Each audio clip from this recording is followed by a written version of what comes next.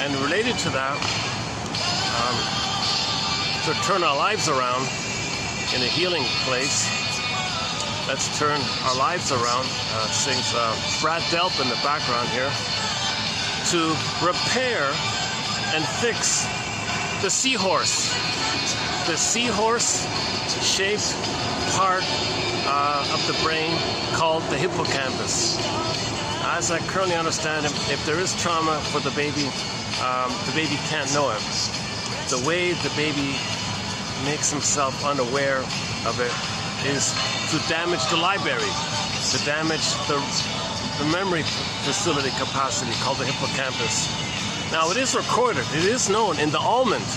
The almond is fully blown at birth. The almond-shaped part of the brain called the amygdala is there, fully blown at birth, and it records all the trauma in the amygdala. That's the right brain, the emotional brain, unconscious, and with trauma, the theory is the amygdala can become enlarged, literally enlarged, or inflared, or damaged, or distorted, or too hypervigilant, or the fear, the trigger threshold is so minimal.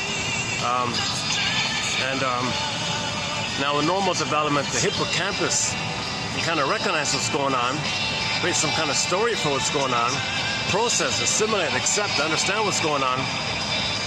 Then the life force can be free for the present if you get the story.